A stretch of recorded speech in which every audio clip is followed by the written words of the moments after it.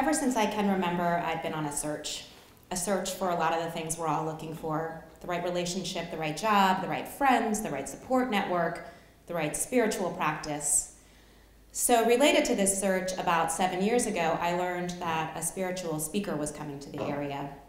And this was a person I had heard of for years and a person a lot of my friends had talked about. And it was a draw and I was interested, and so my friend Jody and I agreed that we'd go to this event. So one Wednesday evening, it was the fall, it was cool at night, we found ourselves in a church in Del Rey getting ready to listen to this speaker.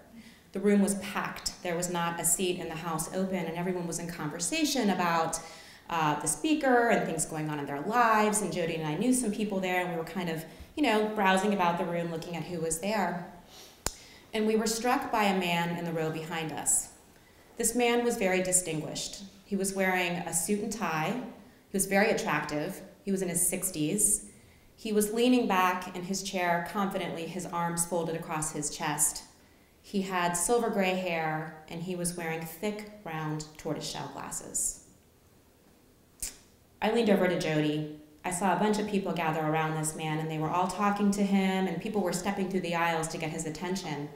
And as I noticed that he was clearly somebody very important, I leaned over to Jody and I said, "Who's this man behind us? He looks familiar. Is he a senator or a politician or something?" And I couldn't shake it because he just looked so important. We didn't figure it out, and we went on with the night listening to the speaker, but I didn't forget that. And 1 year later, I learned that this man was my father. The circumstances that led to this night and the circumstances that followed are both simple and complex. Simple in that my mother raised me alone. Complex because I never knew my dad and I knew nothing about him. My parents met in 1970. My mother was a beautiful Lakota Sioux woman from Rosebud, South Dakota. She had this really long jet black hair and she had long legs and she loved to dance. And my father was young and handsome and wild. He was an Irish Catholic furniture mover from Michigan. He too loved to dance, and he also loved pretty girls.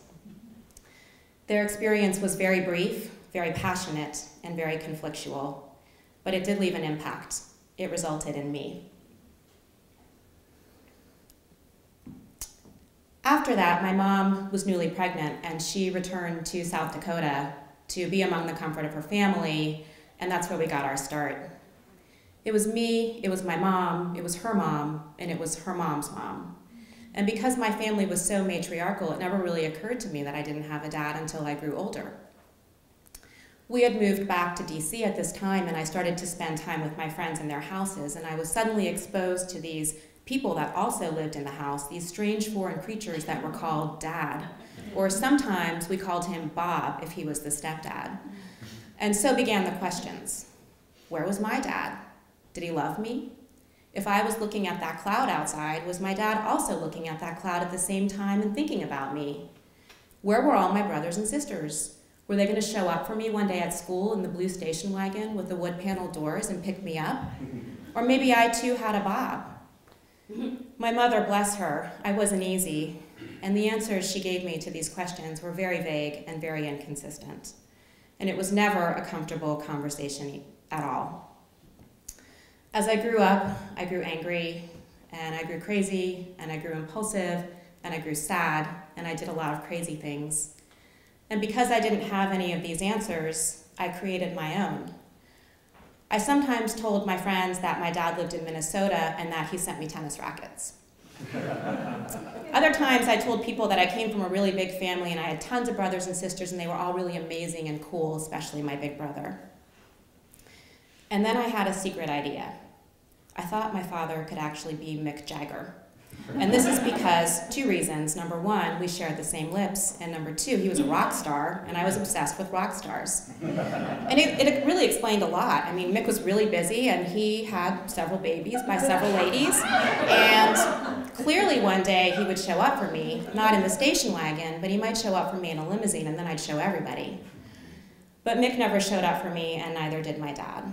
And life went on, and I too became a young mom in an unexpected way. And as I started to deal with my own trials and tribulations of raising a daughter on my own, my mom began to reveal more and more of her story, including my father's full name, his middle initial, where she thought he was originally from, his approximate birth date, and where he had lived when she knew him in 1970.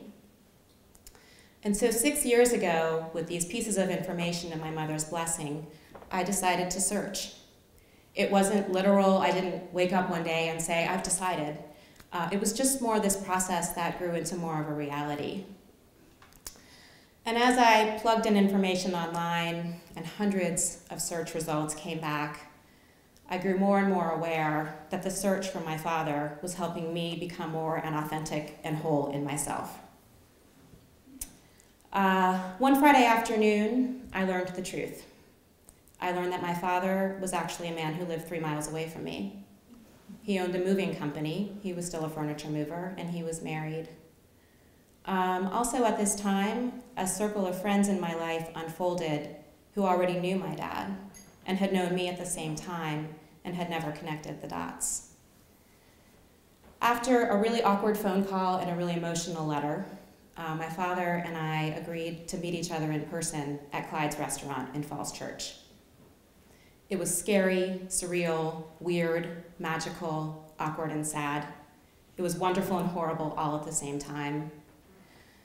I looked across the table at this man I had seen a year before at that church in the event in Delray, and I knew that this was not a coincidence. I told my dad how my friend and I had thought he was really important because of all the people gathered around him, and he had explained to me that he was actually responsible for the food and drink that night, which was why he was so popular. But still, I was right. This man was very, very important. And he remains so today, 6 years later. We're still in that very awkward process of getting to know each other. And it's also still a search. It's a search for what a father-daughter relationship means at this time in our lives, neither of us having any context. It's a search for peace and forgiveness amidst many missed years, and it's also a search for understanding. In this rare case, I continue to find answers along this search. And it's funny how sometimes those answers are right in front of your face, and other times they're sitting in the row behind you.